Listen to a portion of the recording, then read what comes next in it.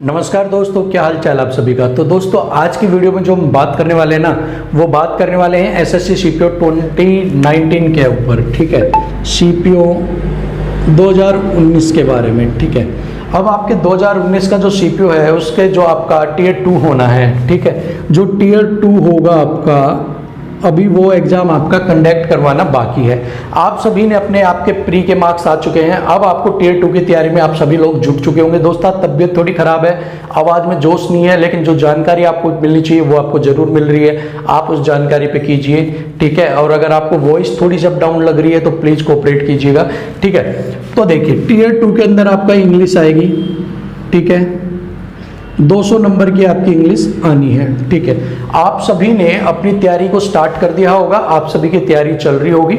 लेकिन अब मुद्दा ये उठता है कि आपके प्री प्लस मेंस दोनों को मिला के नंबर कितने लिए जाए कि आप एक मैक्सिमम स्कोर को कवर कर सके, एक मैक्सिमम एक पॉइंट पे आप पहुंच सके। ठीक है, अगर आप बात करते हो मैक्सिमम की, ठीक है, तो मैक्सिमम की तो कोई लिमिट होती ही नहीं है। ठीक है, मैक्सिमम की कोई लिमिट नहीं होती। आप 400 में से 400 भी ले सकते हो, आप 290 भी ले सकते हो, आप 500 भी ले सकते हो, जो भी आपको लेना है। आप मैक्सिमम तो कितना भी ले सकते हो। अगर आपके एक प्रिस्क्राइब्ड एक वैल्यू है उसके बराबर आप कितना भी मैक्सिमम ले सकते हो। लेकिन बात आती है कि आप 400 में 400 तो हम नहीं ले सकते ना।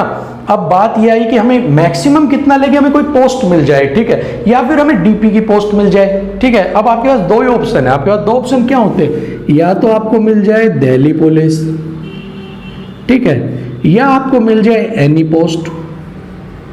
ठीक है जी, या तो आपको एनी पोस्ट मिल जाए या आपको कोई भी एक पोस्ट मिल जाए जिसके अंदर आपकी जॉब मिल जाए। ठीक है, ये दो ही ऑप्शन होते हैं आदमी के पास, या तो टॉप पोस्ट मिल जाए या फिर कोई भी एक जॉब मिल जाए। ठीक है, तो आज हम उसी के ऊपर बात करने वाले हैं, साथ में आपकी तैयारी को बूस्ट करने के एक कुछ तरीके भी आपको बताने वाले हैं। ठीक है, सबसे पहले तैयारी का एक नंबर देख लेते हैं। तैयारी करनी हो, जब भी आप टीयर 2 में एक पर्टिकुलर सब्जेक्ट की तैयारी करते हो ना, लाइक मैथ्स की, इंग्लिश की और सिंगल सब्जेक्ट की जब आप तैयारी करते हो, तो सबसे ज्यादा जरूरी हो जाता है कि आपके कॉन्सेप्ट बिल्कुल क्लियर हो। अब आप पूछोगे कॉन्सेप्ट क्लियर होने से क्या मतलब है। देखिए, जब आपको 4 सेक्शन देने होते हैं तो एक सेक्शन को टफ, एक सेक्शन में कुछ हार्ड और एक मीडियम, इजी, मॉडरेट, डिफिकल्ट मिला के आपका एक पेपर तैयार होता है। ठीक है, लेकिन जब आपका एक पर्टिकुलर पेपर तैयार होता है, एक पर्टिकुलर सब्जेक्ट का पेपर तैयार होता है, तो उसके अंदर डिफिकल्ट और मॉडरेट लेवल के एग्जाम आता है हमेशा। इजी लेवल का कभी भी नहीं आता, मॉडरेट या डिफिकल्ट। तो सबसे पहले तो आप अपने दिमाग में ये बात डाल लीजिए, जो आपका एग्जाम होने वाला है वो मॉडरेट लेवल या डिफिकल्ट लेवल का होने वाला है। साथ में ही वो आपसे जो पूछेगा वो ग्रामेटिकल रूल्स के ऊपर सारा बेस पूछेगा। वो आपकी इंग्लिश के आप बोल कितना अच्छा सकते हो वो नहीं देखेगा, वो आप लिख और आपको नॉलेज कितनी है उसकी आपके बारे में वो आपकी ज्ञान को परखने की कोशिश करेगा। ठीक है, अब आपके वो ये तो पता लग गया आपका मॉडरेट होगा या डिफिकल्ट लेवल का आपका पेपर होने वाला है। अब तैयारी करने के लिए इंग्लिश की पेपर की जब भी आप तैयारी करते हो ना, तो आपको 3 हथियार अपने बिल्कुल तैयार रखने चाहिए। ठीक है, अब 3 हथियार क्या हैं। सीपीओ 2019 की अगर आप बात करते हैं इंग्लिश की, तो आपके पास 3 हथियार होने चाहिए हमेशा।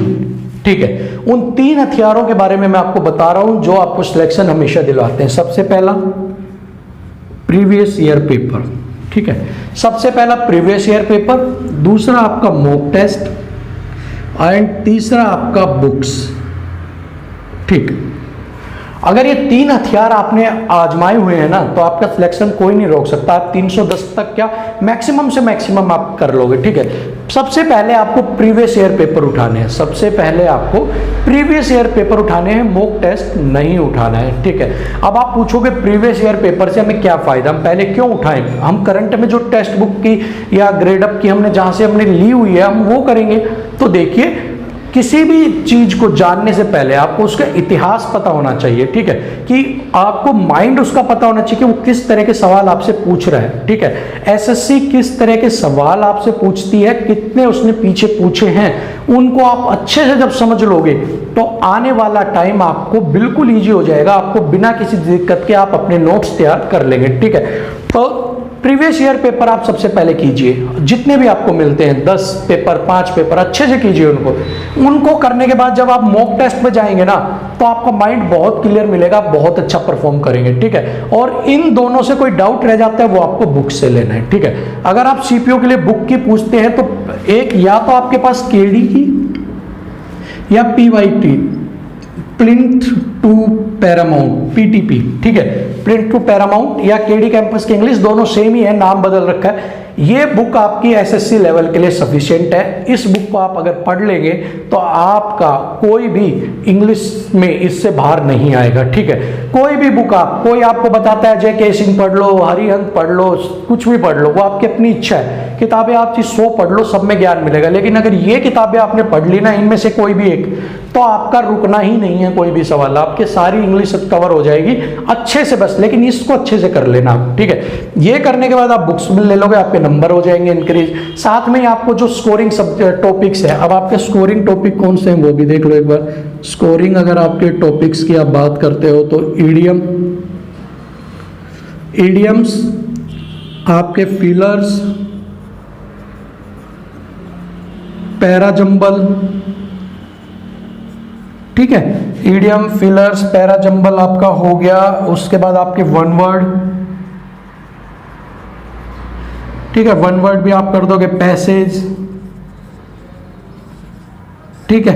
ये वाले जो आपके टॉपिक्स है ना, ये आपके स्कोरिंग टॉपिक के अंदर आते हैं कि आपको ये करने हैं। इसके साथ आपका वॉइसेस वो भी इजी होती हैं, आपका वॉइस हो गया, आपका नरेशन हो गया,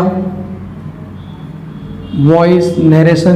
तो आप इन टॉपिक्स पे ज़्यादा से ज़्यादा ध्यान दीजिए, ठीक है। इन टॉपिक्स में ज़्यादा से ज़्यादा ध्यान जब आप दोगे ना तो आपको स्कोरिंग सब्जेक्ट, अगर 5-5 भी आपको इनके सवाल मिलते हैं ना, आप देखो 1 2 3 4 5 6 7, अगर 5-5 भी सवाल मिलते हैं तो आपके 35 नंबर तो यही हो जाते हैं, ठीक है। किसी के ज़्यादा भी मिलते हैं, किसी के कम भी मिल जाएंगे आपके। तो आप तकरीबन आप मान सकते हो 200 में से आपके 40-50 नंबर ये कवर करेंगे, ठीक है। अब आपके पास बचे 150 नंबर। इन 150 नंबर में आपके जो बाकी के ग्रामेटिकल रूल्स बच गए, आपके एरर बच गया, आपके वोकैब बच गए, ये चीज़ें आपकी बाकी कवर करती है। तो आपका ये वाले स्कोरिंग सब्जेक्ट है, ये आपको हो सकता है ये 5 मिल जाए, ये भी ज़्यादा मिल जाए, ये 10 मिल जाए, ये आपको 5-7 मिल जाए, तो ऐसे मिला के 40-50 ये कवर कर लेते हैं आपके। तो इन पे आप ज़्यादा ध्यान दीजिए, ईजी है आपके। अगर आपकी इंग्लिश आपकी वीक है तो, ठीक है। टेंसेज पे ज़्यादा ध्यान दीजिए, क्योंकि और आपको टेंस हो गया, कंजक्शन हो गया, प्रीपोजिशंस हो गया, ये आपके एरर में फाइंडिंग में काम आते हैं, ठीक है।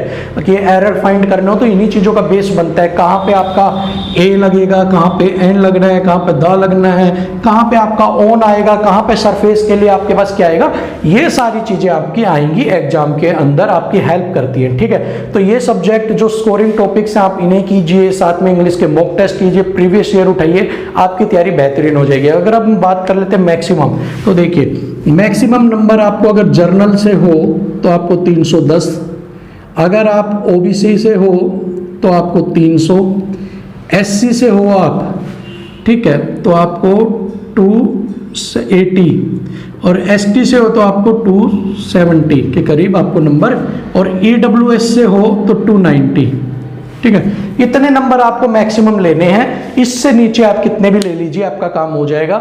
मैक्सिमम इतने नंबर हैं आपके, ठीक है। अब अपने प्री के नंबर इनमें से माइनस कीजिए, और सबसे लोवेस्ट वैल्यू अगर जर्नल के लिए बात करते हैं तो 290, ओबीसी के लिए बात करते हो तो 280, एससी के लिए बात अगर आप करते हो तो एससी का अभी तो था 280, तो आप इसमें से 10 260, ठीक है। एसटी की बात करते हो तो मिनिमम 240, ईडब्ल्यूएस के लिए बात करते हो तो 275 नंबर आपका मिनिमम है, ठीक है। ये मिनिमम है, मैक्सिमम मैंने आपको बता दिया। इतने नंबरों के बीच में आपको अपनी सारा चीज करना है, अपनी तैयारी को करना है, ठीक है। तो सीपीओ वालों के लिए इंग्लिश की जो तैयारी कर रहे हैं उनके लिए आज ये एक सेशन था, बस इतनी वीडियो में था। तो अब वीडियो को एंड करेंगे, क्योंकि जो बताना था वो मैं बता चुका हूँ। अगली वीडियो में आपको मैं फिर मिलूंगा। कोई अगर आपका कमेंट हो तो आप मुझे कमेंट बॉक्स में बता सकते हैं, मैं पूरी कोशिश करूंगा उसका जवाब देने की। तो अगली वीडियो में आपसे फिर मिलेंगे, तब तक के लिए जय हिंद।